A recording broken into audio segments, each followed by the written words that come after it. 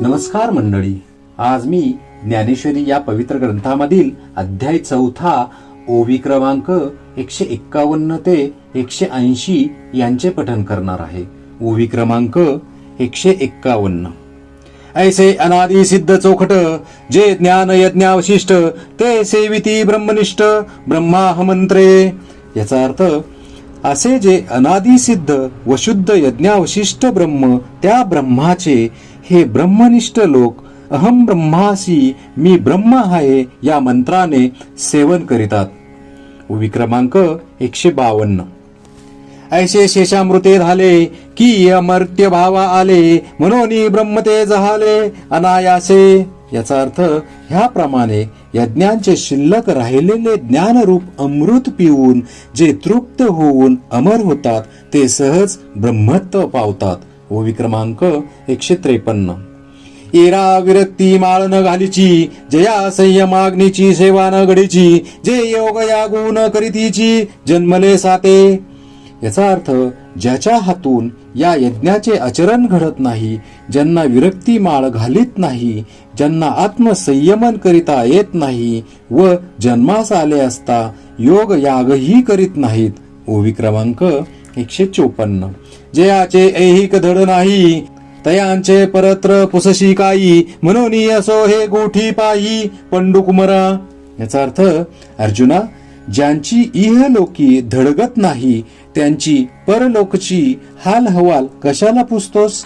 त्यांच्याविषयी गोष्टच बोलणे नको. ओवी क्रमांक 155.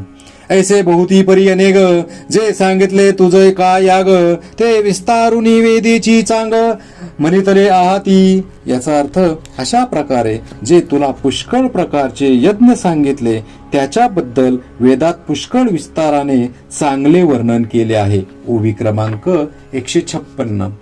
परी तेने विस्तारे काय करावे हेची कर्मसिद्ध जाणावे येतुलेनी कर्म बदनू स्वभावे पावेल ना. याचा अर्थ परंतु वेदांतील त्यांचे वर्णन ऐकून आपल्याला काय करायचे आहे त्यातील सार हेच की हे सर्व यज्ञ कर्मापासून उत्पन्न झालेले आहेत.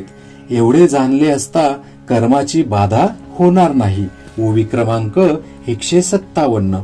अर्जुना वेदू जयांचे मूळ जे क्रिया विशेषे स्थूळ जया नवाळीचे फळ स्वर्ग सुख.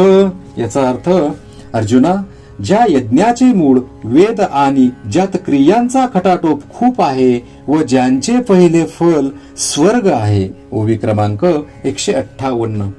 ते द्रव्यादी यागो किर होती परी ज्ञान यज्ञाची सरीन पवती जैसी तारा तेज संपत्ती दिनकरापाशी. याचा अर्थ ते द्रव्यादी यज्ञ आहेत खरे, परंतु सूर्यापुढे जसे नक्षत्रांचे तेज नाहीसे होते त्याप्रमाणे ते ज्ञान यज्ञाची बरोबरी पावत नाहीत.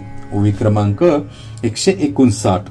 देखे परमात्म सुख निधान साधावया योगीजन जैन विसंबिती अंजन उन्मेष नेत्री.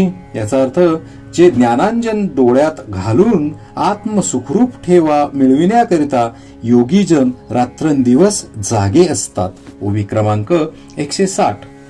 जे धावतया कर्माची लानी नैष्कर्मे बोधाची खानी ते भुकेलिया धनी साधनाची. याचा अर्थ जे ज्ञान आरंभिलेल्या कर्माचे प्राप्य स्थान आहे, जे ब्रह्मा व बोधाची खान आहे व आत्मप्राप्ती करिता भुकेलेल्या साधकांच्या तृप्तीचे स्थान आहे. ओवी क्रमांक 161.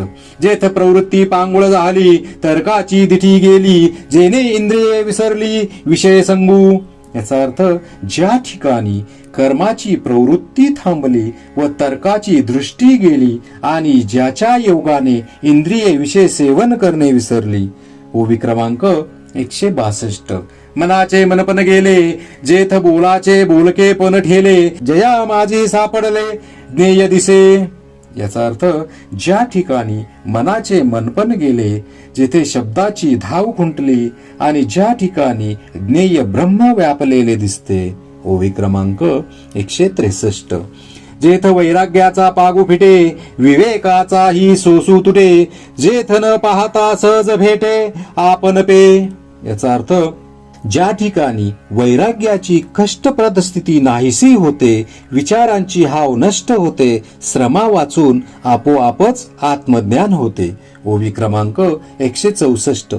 ते ज्ञान पैगा बरबे, जरी मनी आथी आणावे, तरी संताया भजावे सर्वस्वेसी. याचा अर्थ, असे जे सर्वोत्कृष्ट ज्ञान ते तुला मिळविण्याची इच्छा असेल तर तू ब्रह्मज्ञान संपन्न असे जे संत त्यांची सर्व भावाने सेवा कर. ओवी क्रमांक 165. जे ज्ञानाचा कुरुठा तेथ सेवा हा दारवंठा, तो स्वाधीन करी सुभटा ओळगोनी. याचा अर्थ, ते संत ज्ञानाचे घर असून सेवा धर्म हा त्या घराचा उंबरठा आहे. तर अर्जुना, तू तिकडे वळून सेवा धर्म रूपी उंबरठा आपल्या स्वाधीन करून घे. ओवी क्रमांक 166. तरी तनु मनु जीवे, चरणासी लागावे, आणि अगर्वता करावे दास्य सकळ. याचा अर्थ म्हणजे संतांची सेवा कर. ती म्हणशील तर शरीराने, मनाने व जीवाने सर्व प्रकारांनी गर्वरहित होऊन चरणांची सेवा करावी. ओवी क्रमांक 167.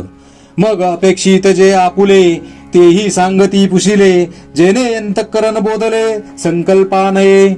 याचा अर्थ, अशा प्रकारच्या सेवेने प्रसन्न झाल्यानंतर त्या प्रसन्न स्थितीत त्यांना शिष्यांनी जन्म मरण दुःख रूप संसार व निवृत्ती याविषयी प्रश्न केला असता तेही कृपेने उपदेश करीतात.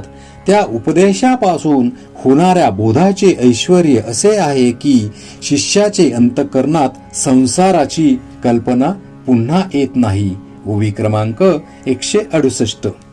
जयाचे वाक्य उजिवडे, जाहले चित्त निधडे, ब्रह्माचे निपाडे निशंकू होय. याचा अर्थ, ज्याच्या उपदेशापासून ब्रह्माप्रमाणे निसंशय व निर्धास्त अंतःकरण ज्या वेळेस होईल. ओवी क्रमांक 169. ते वेळी आपण पेया सहिते, ये आशेशी ही भूते, माझ्या स्वरूपी अखंडिते देखसी तू.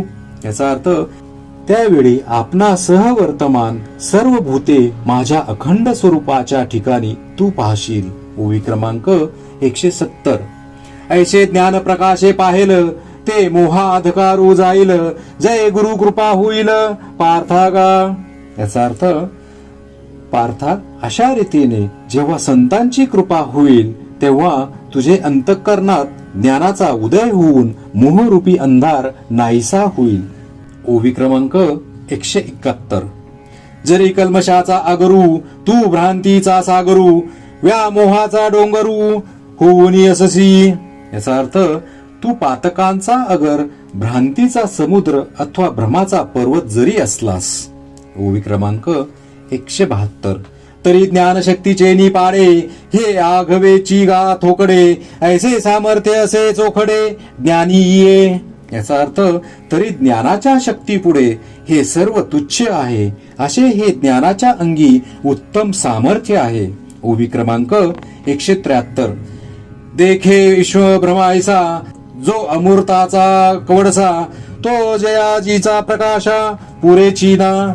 याचा अर्थ, ज्या परमात्म ज्ञानाचा उदय होताच हे विश्व सत्य आहे अशा प्रकारचा भ्रम नाहीसा होऊन जातो. ओवी क्रमांक 174. तया कायचे हे मनोमळू, हे बोलताची अति किडाळू, नाही येणे पाडे ढिसाळू दुजे जगी. याचा अर्थ, त्या ज्ञानापुढे मनातील अज्ञानाची काय कथा. म्हणून तुझे मनात ही शंका येणे हेच योग्य नाही, कारण ह्या जगात ज्ञानाच्या तोडीची दुसरी गोष्ट नाही. ओवी क्रमांक 175. सांगे भुवनत्रयाची काजळी, जे गगना माझी उधवली, तिये प्रळयीचे वाहटुळी काय अब्रपुरे. याचा अर्थ, त्रैलोक्य पेटल्यावर आकाशात पसरलेल्या त्याच्या धुराला पार उडवून देणारी जी प्रलय काळाची वावटळ, तिला ढग नाहीसे करणे अवघड आहे का. ओवी क्रमांक 176. की पवनाचे नि कोपे, पाणीची जो पळिजे, तो प्रळया नळू दडबे तृणे काष्टे काई. याचा अर्थ, किंवा वाऱ्याच्या साहाय्याने अग्नी भडकला असता जो पाणीही जाळून टाकितो तो प्रलय काळाचा अग्नी गवत आणि काष्टे यांनी विझेल का? ओवी क्रमांक 177. म्हणून असे हे नघडे ते विचारितांची असंगडे पुढती ज्ञानाचे नि पाडे पवित्र न दिसे.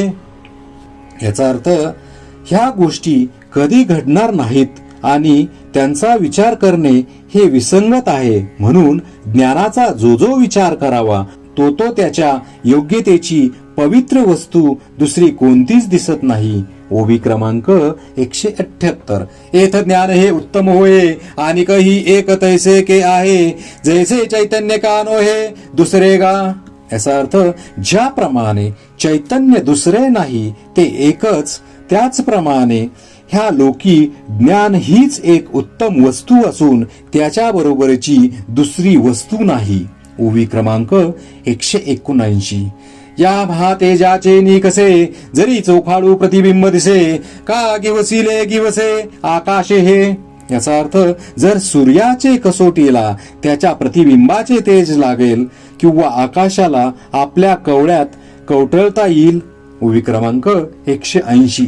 ना तरी पृथ्वीचे नि पाडे कांटाळे जरी जोडे तरी उपमा ज्ञानी घडे पंडुकुमारा. याचा अर्थ किंवा पृथ्वीच्या बरोबरीची दुसरी वजनदार वस्तू जर सापडेल तरच अर्जुना ज्ञानासारखी दुसरी वस्तू संभवेल. श्री संत ज्ञानेश्वर महाराज की जय.